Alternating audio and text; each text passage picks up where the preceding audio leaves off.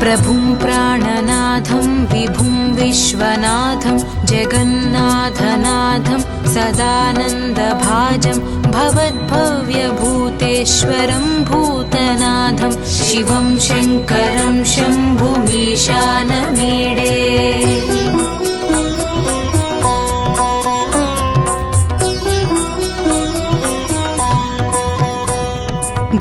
गळेरुण्डमालं तनौ सर्पजालं महाकालकालं गणेशादिपालं जटाजूटगङ्गोत्तरं गैर्विशालं शिवं शङ्करं शम्भुमीशानमीडे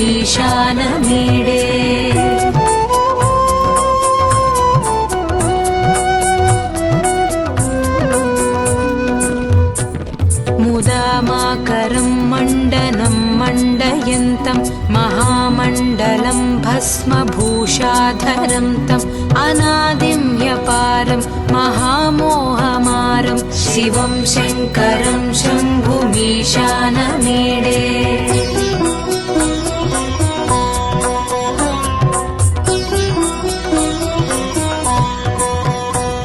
वटाधो निवासं महाटाट्टहासं महापापनाशं सदा सुप्रकाशं गिरीशं गणेशं सुरेशं महेशं शिवं शङ्करं शम्भुमीशानमीडे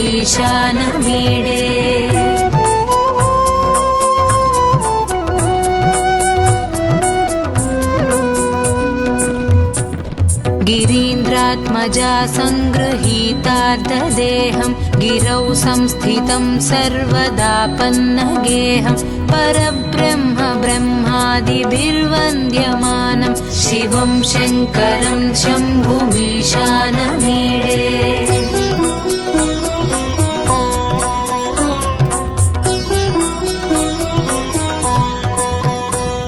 कपालं त्रिशूलं कराभ्यां दधानं पदाम्भोजनं रायकामं ददानं बलिवर्धमानं सुराणां प्रधानं शिवं शङ्करं शम्भुमीशानमीडे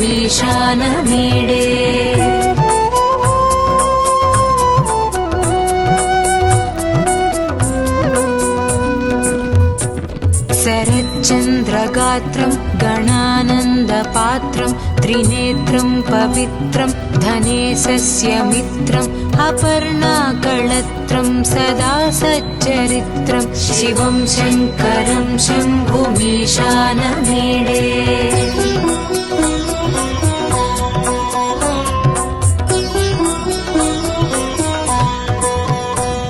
हरं सर्पहारं चिताभूविहारं भवं वेदसारं सदा निर्विकारं श्मशाने वसन्तं मनोजं दहन्तं शिवं शङ्करं शम्भुमीशानमीडे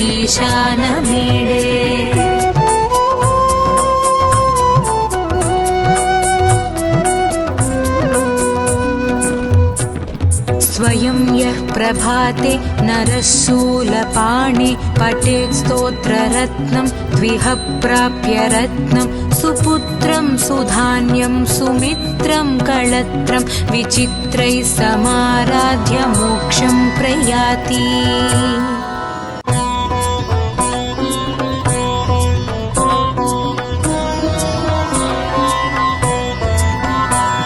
प्रभुं प्राणनाथं विभुं विश्वनाथं जगन्नाथनाथं सदानन्दभाजं भवद्भव्यभूतेश्वरं भूतनाथं शिवं शङ्करं शम्भुमीशानमीडे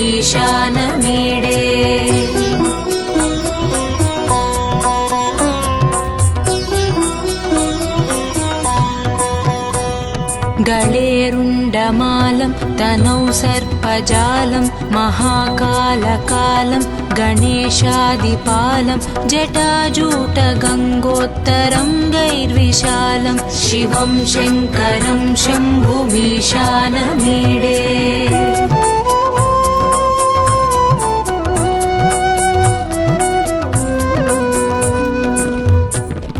मुदामाकरं मण्डनं मण्डयन्तं महामण्डलं भस्मभूषाधरं तम् अनादिं ह्यपारं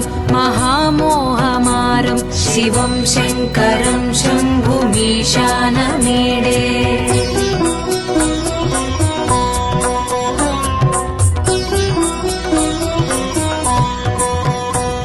वटाधो निवासं महाटाट्टहासं महापापनाशं सदा सुप्रकाशं गिरीशं गणेशं सुरेशं महेशं शिवं शङ्करं शम्भुमीशानमीडे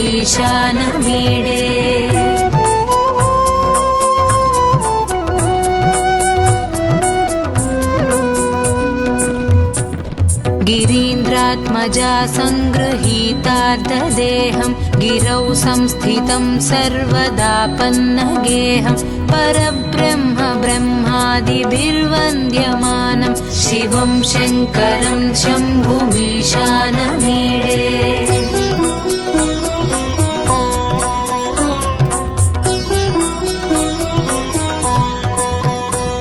कपालं त्रिशूलं कराभ्यां दधानं पदाम्भोजनं रायकामं ददानं बलिवर्धमानं सुराणां प्रधानं शिवं शङ्करं शम्भुमीशानमीडे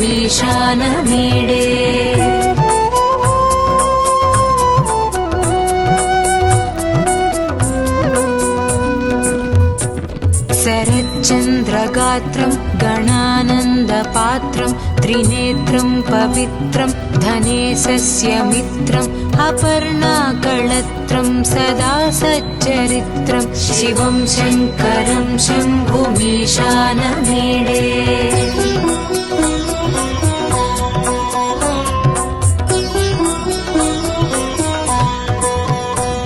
हरं सर्पहारं चिताभूविहारं भवं वेदसारं सदा निर्विकारं श्मशाने वसन्तं मनोजं दहन्तं शिवं शङ्करं शम्भुमीशानमीडे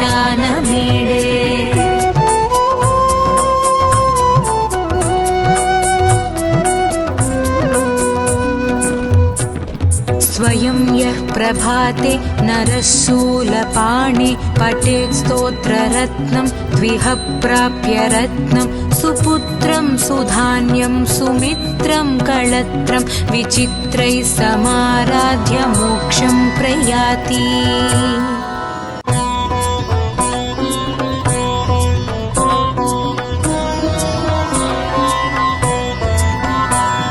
प्रभुं प्राणनाथं विभुं विश्वनाथं जगन्नाथनाथं सदानन्दभाजं भवद्भव्यभूतेश्वरं भूतनाथं शिवं शङ्करं शम्भुमीशानमीडे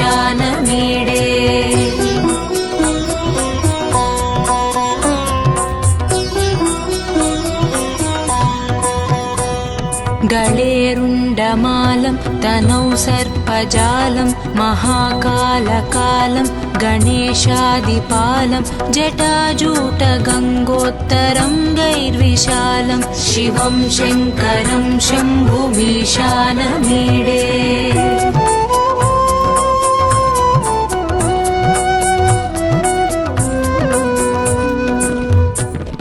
मुदामाकरं मण्डनं मण्डयन्तं महामण्डलं भस्मभूषाधरं तम् अनादिं ह्यपारं महामोहमारं शिवं शङ्करं शम्भुमीशानमीडे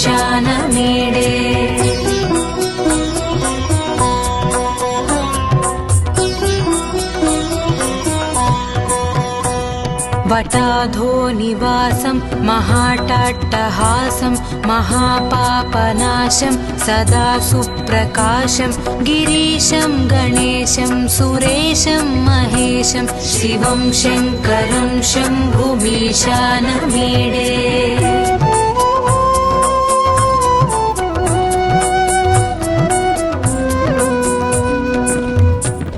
गिरीन्द्रात्मजा सङ्गृहीतार्धदेहं गिरौ संस्थितं सर्वदापन्नगेहं परब्रह्म ब्रह्मादिभिर्वन्द्यमानं शिवं शङ्करं शम्भुमीशानमीडे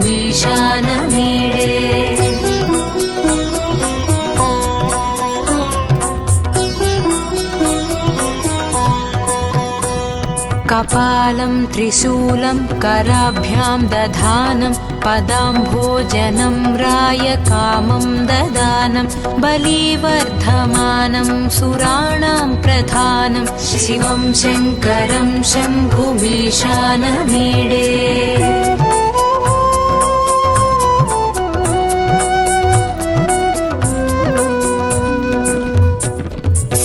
शरच्चन्द्रगात्रं गणानन्दपात्रं त्रिनेत्रं पवित्रं धनेशस्य मित्रम् अपर्णाकळत्रं सदा सच्चरित्रं शिवं शङ्करं शम्भुमीशानमीडे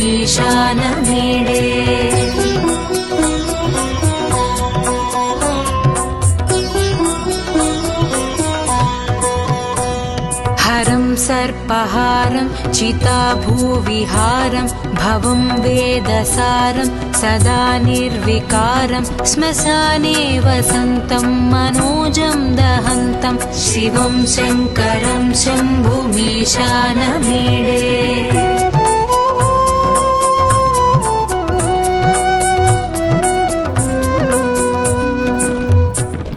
स्वयं यः प्रभाते नरः शूलपाणे पठेत् स्तोत्ररत्नं द्विह प्राप्य रत्नं सुपुत्रं सुधान्यं सुमित्रं कळत्रं विचित्रैः समाराध्य मोक्षं प्रयाति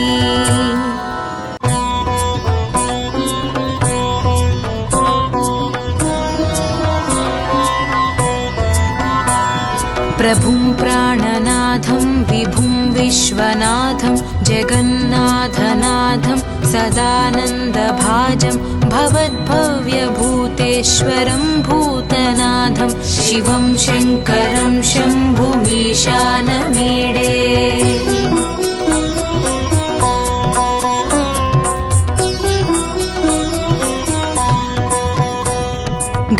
गळेरुण्डमालं तनौ सर्पजालं महाकालकालं गणेशादिपालं जटाजूटगङ्गोत्तरं गैर्विशालं शिवं शङ्करं शम्भुमीशानमीडे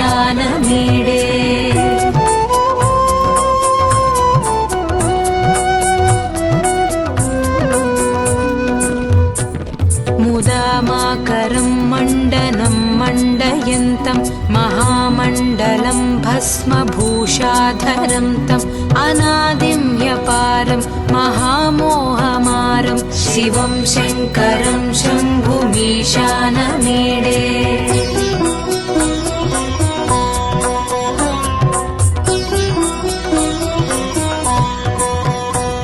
वटाधो निवासं महाटाट्टहासं महापापनाशं सदा सुप्रकाशं गिरीशं गणेशं सुरेशं महेशं शिवं शङ्करं शम्भुमीशानमीडे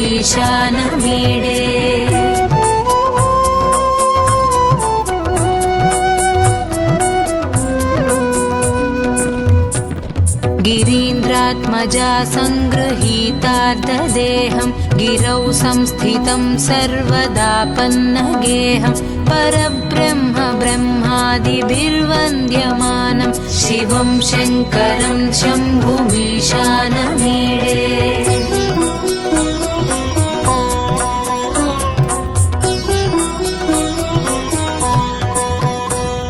कपालं त्रिशूलं कराभ्यां दधानं पदाम्भोजनं रायकामं ददानं बलिवर्धमानं सुराणां प्रधानं शिवं शङ्करं शम्भुमीशानमीडे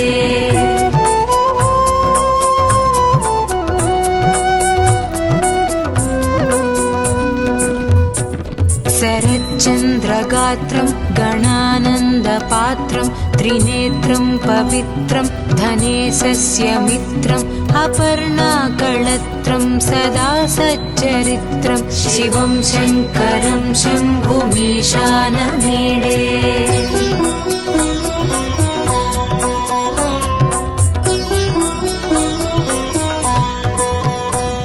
हरं सर्पहारं चिताभूविहारं भवं वेदसारं सदा निर्विकारं श्मशाने वसन्तं मनोजं दहन्तं शिवं शङ्करं शम्भुमीशानमीडे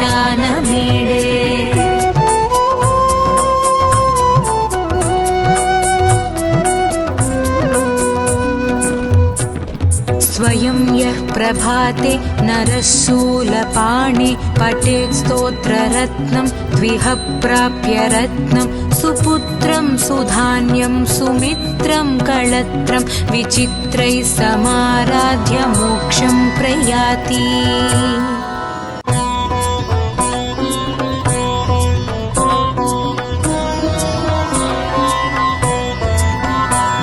प्रभुं प्राणनाथं विभुं विश्वनाथं जगन्नाथनाथं सदानन्दभाजं भवद्भव्यभूतेश्वरं भूतनाथं शिवं शङ्करं शम्भुमीशानमीडे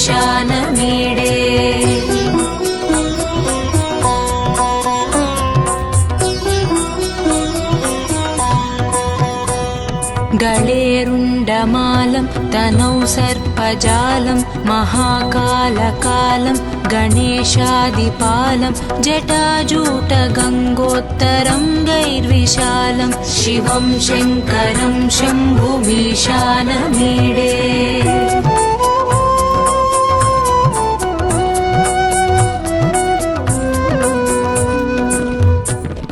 मुदामाकरं मण्डनं मण्डयन्तं महामण्डलं भस्मभूषाधरं तम् अनादिं ह्यपारं महामोहमारं शिवं शङ्करं शम्भुमीशानमीडे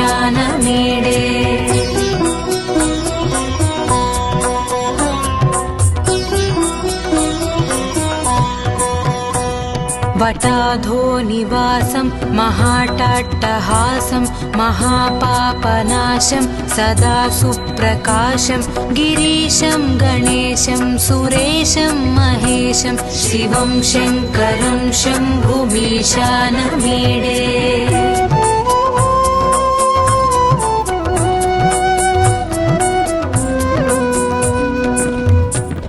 गिरीन्द्रात्मजा सङ्गृहीतार्धदेहं गिरौ संस्थितं सर्वदापन्नगेहं परब्रह्म ब्रह्मादिभिर्वन्द्यमानं शिवं शङ्करं शम्भुमीशानमीडे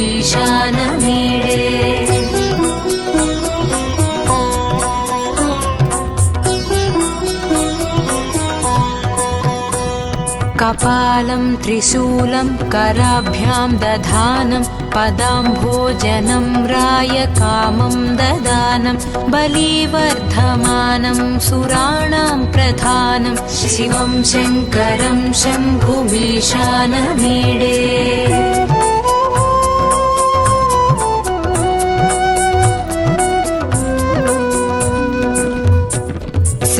शरच्चन्द्रगात्रं गणानन्दपात्रं त्रिनेत्रं पवित्रं धनेशस्य मित्रम् अपर्णाकळत्रं सदा सच्चरित्रं शिवं शङ्करं शम्भुमीशानमीडे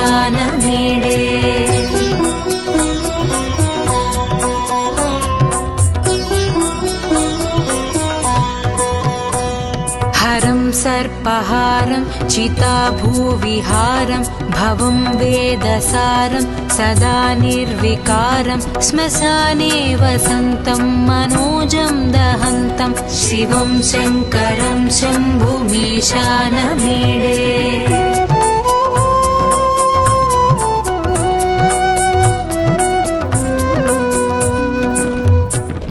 स्वयं यः प्रभाते नरः शूलपाणे पठेत् स्तोत्ररत्नं द्विह प्राप्य रत्नं सुपुत्रं सुधान्यं सुमित्रं कळत्रं विचित्रैः समाराध्य मोक्षं प्रयाति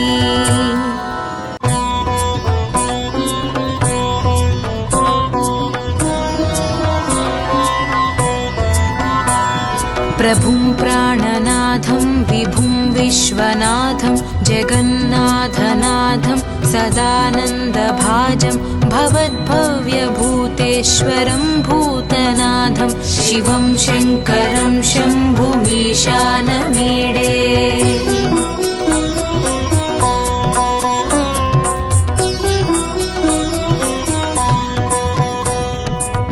गळेरुण्डमालं तनौ सर्पजालं महाकालकालं गणेशादिपालं जटाजूटगङ्गोत्तरं गैर्विशालं शिवं शङ्करं शम्भुमीशानमीडे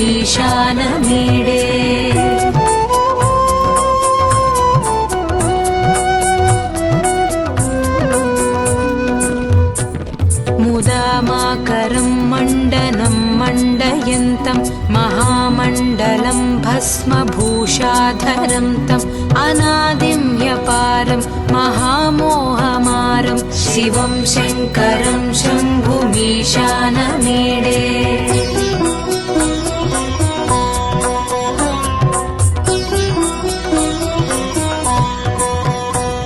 वटाधो निवासं महाटाट्टहासं महापापनाशं सदा सुप्रकाशं गिरीशं गणेशं सुरेशं महेशं शिवं शङ्करं शम्भुमीशानमीडे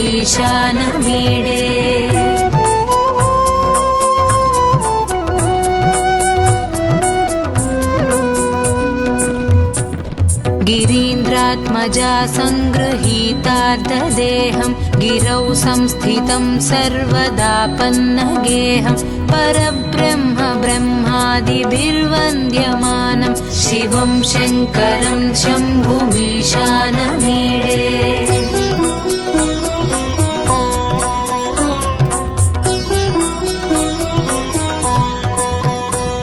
कपालं त्रिशूलं कराभ्यां दधानं पदाम्भोजनं रायकामं ददानं बलिवर्धमानं सुराणां प्रधानं शिवं शङ्करं शम्भुमीशानमीडे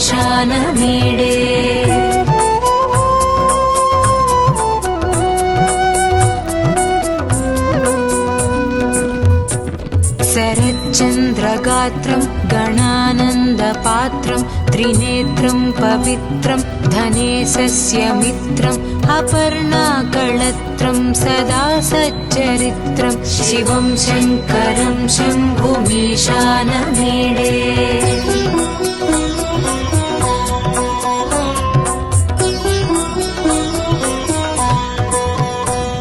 हरं सर्पहारं चिताभूविहारं भवं वेदसारं सदा निर्विकारं श्मशाने वसन्तं मनोजं दहन्तं शिवं शङ्करं शम्भुमीशानमीडे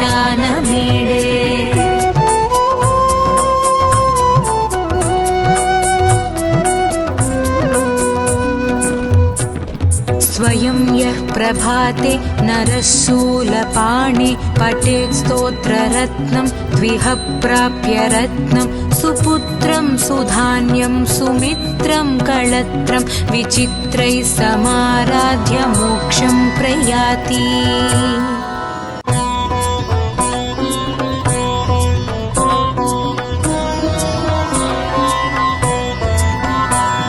प्रभुं प्राणनाथं विभुं विश्वनाथं जगन्नाथनाथं सदानन्दभाजं भवद्भव्यभूतेश्वरं भूतनाथं शिवं शङ्करं शम्भुमीशानमीडे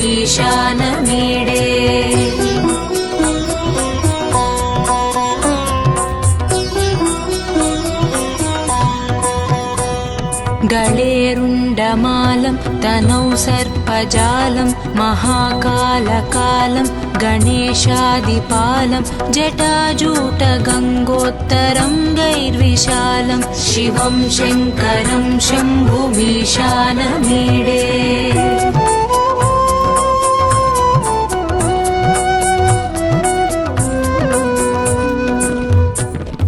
मुदामाकरं मण्डनं मण्डयन्तं महामण्डलं भस्मभूषाधरं तम् अनादिं ह्यपारं महामोहमारं शिवं शङ्करं शम्भुमीशानमीडे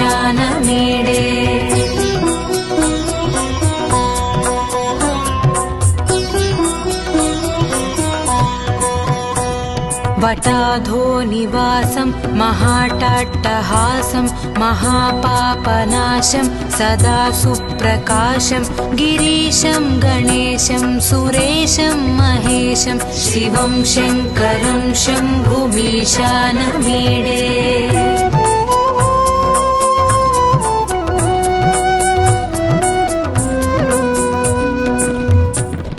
गिरीन्द्रात्मजा सङ्गृहीतार्धदेहं गिरौ संस्थितं सर्वदापन्नगेहं परब्रह्म ब्रह्मादिभिर्वन्द्यमानं शिवं शङ्करं शम्भुमीशानमीडे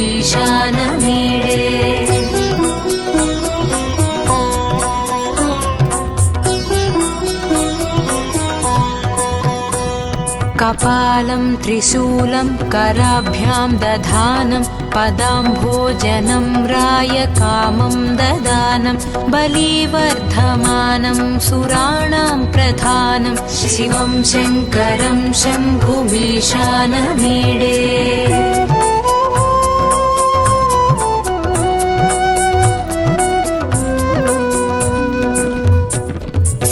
शरच्चन्द्रगात्रं गणानन्दपात्रं त्रिनेत्रं पवित्रं धनेशस्य मित्रम् अपर्णाकळत्रं सदा सच्चरित्रं शिवं शङ्करं शम्भुमीशानमीडे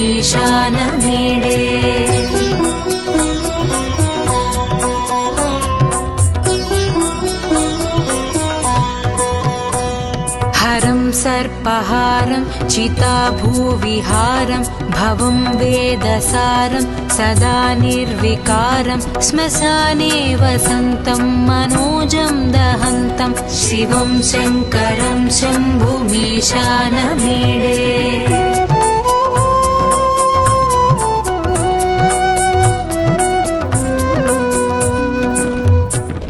स्वयं यः प्रभाते नरः शूलपाणे पठेत् स्तोत्ररत्नं द्विह प्राप्य रत्नं सुपुत्रं सुधान्यं सुमित्रं कळत्रं विचित्रैः समाराध्य मोक्षं प्रयाति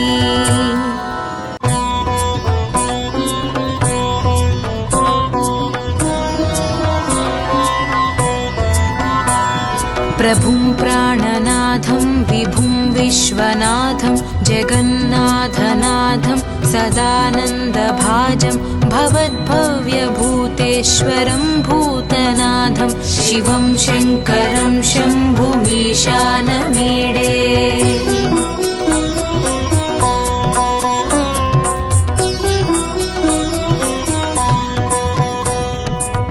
गळेरुण्डमालं तनौ सर्पजालं महाकालकालं गणेशादिपालं जटाजूटगङ्गोत्तरं गैर्विशालं शिवं शङ्करं शम्भुमीशानमीडे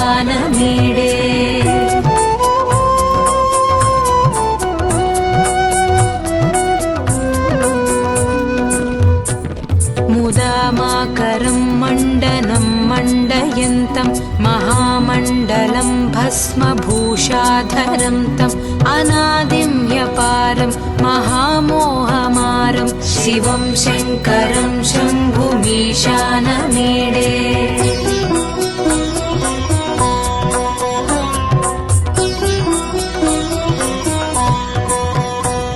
वटाधो निवासं महाटाट्टहासं महापापनाशं सदा सुप्रकाशं गिरीशं गणेशं सुरेशं महेशं शिवं शङ्करं शम्भुमीशानमीडे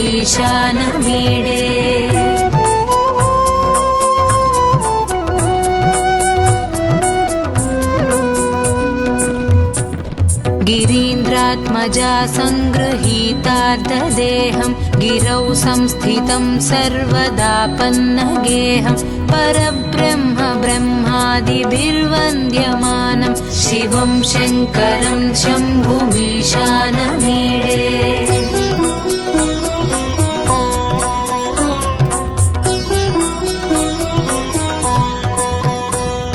कपालं त्रिशूलं कराभ्यां दधानं पदाम्भोजनं रायकामं ददानं बलिवर्धमानं सुराणां प्रधानं शिवं शङ्करं शम्भुमीशानमीडे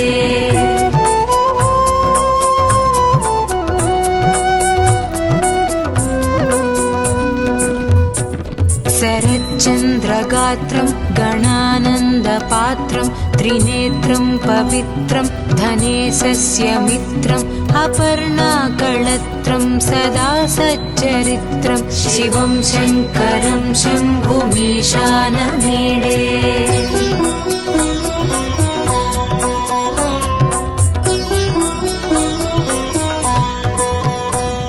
हरं सर्पहारं चिताभूविहारं भवं वेदसारं सदा निर्विकारं श्मशाने वसन्तं मनोजं दहन्तं शिवं शङ्करं शम्भुमीशानमीडे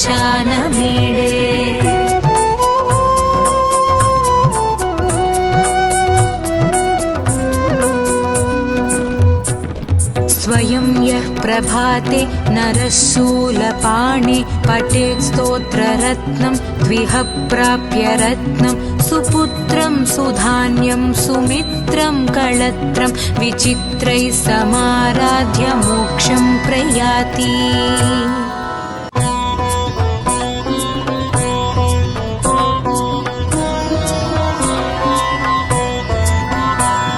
प्रभुं प्राणनाथं विभुं विश्वनाथं जगन्नाथनाथं सदानन्दभाजं भवद्भव्यभूतेश्वरं भूतनाथं शिवं शङ्करं शम्भुमीशानमीडे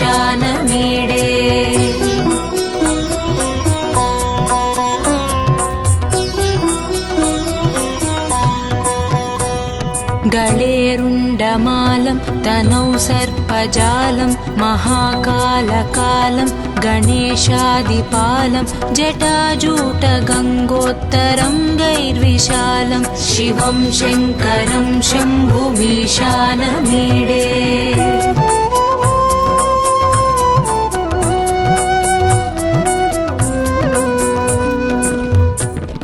मुदामाकरं मण्डनं मण्डयन्तं महामण्डलं भस्मभूषाधरं तम् अनादिं ह्यपारं महामोहमारं शिवं शङ्करं शम्भुमीशानमीडे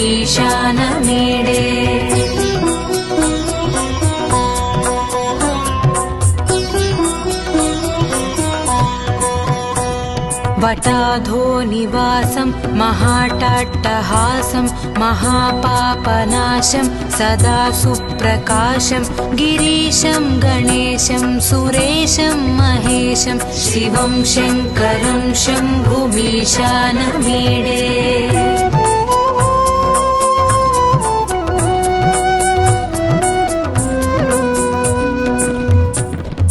गिरीन्द्रात्मजा सङ्गृहीतार्धदेहं गिरौ संस्थितं सर्वदापन्नगेहं परब्रह्म ब्रह्मादिभिर्वन्द्यमानं शिवं शङ्करं शम्भुमीशानमीडे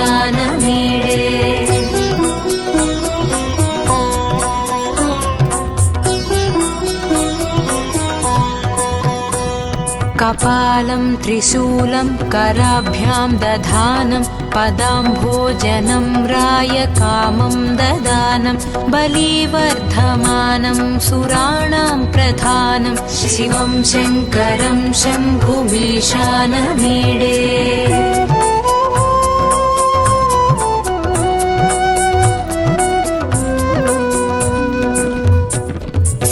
शरच्चन्द्रगात्रं गणानन्दपात्रं त्रिनेत्रं पवित्रं धनेशस्य मित्रम् अपर्णाकळत्रं सदा सच्चरित्रं शिवं शङ्करं शम्भुमीशानमीडे